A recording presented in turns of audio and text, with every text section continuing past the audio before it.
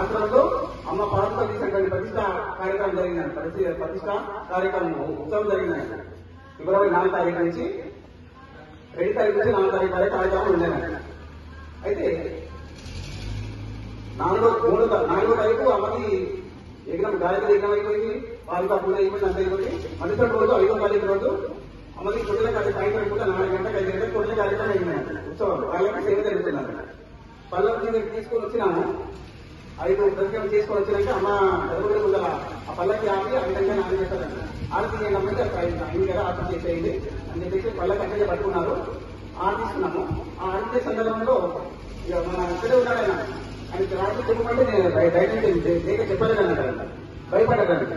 ధైర్యం నేను చెప్పాలని ఆయన అది కూర్చొని ఇక్కడ లేచినాడు.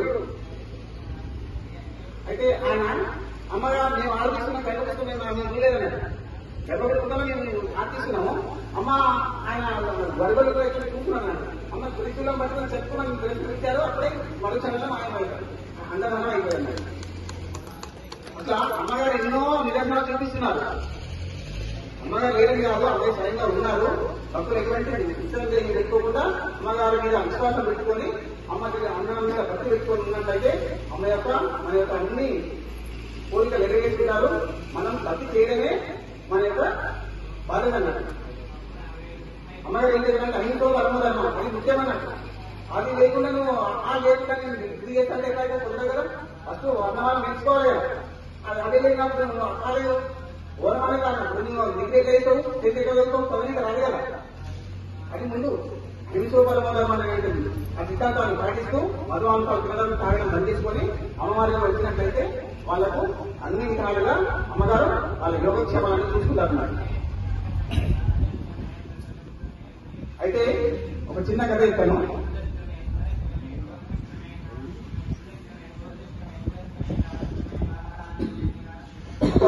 చిన్న పట్టణంలో ఒక రాజు ఉంటాడు. రాజు భార్య అంటారు. అయితే రాజు భార్య అంతపురంలో ఉంటుంది కదా, ఆమెకు సేవ చేయడానికి ఆమె బట్టలు, రాణి వారి బట్టలు, ఆ రాణి యొక్క బట్టలు ఉతకడానికి ఒక చాకజామ కదన్నారు. ఆ చాకజామ రోజు ఆ రాణి యొక్క బట్టలు, ఆ రాణి వారి యొక్క బట్టలు తీసుకొని తీసుకుపోతుంది. శుద్ధి చేసుకొని ఉట్టుకొని తీసుకొని మళ్ళీ సాయంత్రం వచ్చి అంతపురంలో రాణి గారికి ఇచ్చి ఇచ్చేపోయేటటువంటి సందర్భంలో ఆమె బాగా చెరుగు ఏర్పడుతున్నట్టు. ఆ రాణికి రాజుగారి యొక్క భార్యకు సాయంకాలానికి బాగా స్నేహం ఏర్పడుతుంది. అది రోజు వరకు వచ్చినప్పుడల్లా రోజు ఆమెతో మాట్లాడేది వెళ్ళడం దానికి ఇష్టం లేదని రోజు అడిగాక కాలక్షేపం కొంచెం 10 ఇష్టాలుగా మాట్లాడుకొని కొన్ని విషయాలు పర్సనల్ విషయాలు మాట్లాడుకొని వెళ్ళిపోయారు. ఆ విధంగా రోజు వరకు వాళ్ళ స్నేహం బాగా బలపడింది అన్నట్టు. ఒక రోజు ఆ సాయంకాలం ఏం చేసింది, ఆ బట్టలు తీసుకొని శుద్ధి చేసుకొని వచ్చి బట్టలు అక్కడ పెట్టి ఒళ్ళు కానీ ఏడుస్తుంది. ఎందుకు ఏడుస్తున్నా అని చెప్పి రాణి అడగాలి కదా, రాజువారిని అడగలేదు. అంటే ఈమెకి ఏంటి ఆపద వచ్చిందో, ఎంత ఆపద వచ్చిందో అని చెప్పేసి ఎందుకు ఏడుస్తున్నా అని అడగకుండా, అది ఈ ఆపద సమయంలో ఆమెను అడగద్దు, మీకేమైంది, ఏం సందర్భంలో ఏడుస్తున్నా అని చెప్పేసి అడగడం అది మర్యాద కాదు. ఆమె కష్ట సుఖాల్లో మనం కూడా పాల్పంచుకోవడం మన ధర్మం కాబట్టి మనం కూడా ఏడిస్తే బాగుంటుందని చెప్పేసి ఆ రాణి కూడా ఏడుస్తున్నాడు. అడగకుండా కారణం అడగకుండా ఏడుస్తున్నాడు.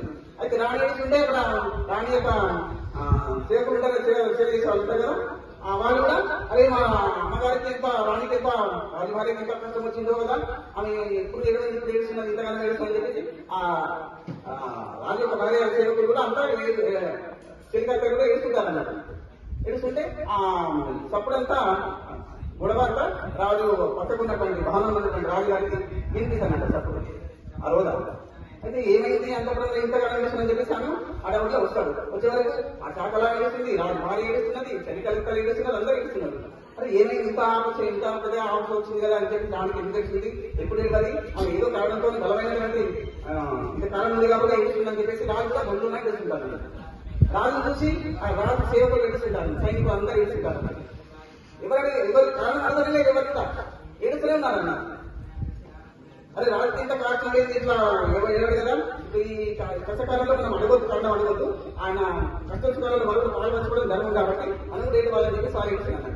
ఆ రాజు ఏం చేస్తుంటే ఆ రాజు సప్పుడంతా విని పక్కకున్నటువంటి ఇళ్ళ ఉంటారు కదా, ఆ ఇంట్లో భక్తులు వచ్చి వాళ్ళు కూడా వచ్చి చూస్తుంది వాళ్ళు ఎప్పుడు తిరుగుతున్నారని చెప్పేసి వాళ్ళు కూడా వేస్తున్నారు ఇంటి పక్కలు.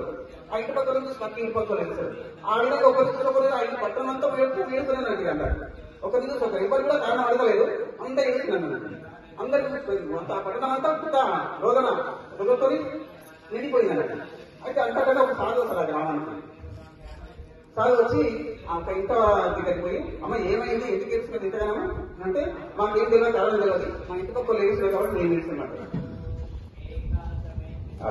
అరే మా సాధు ఏం చేసి ఇంటి పక్కలు ఉంటారనుకుంటారు.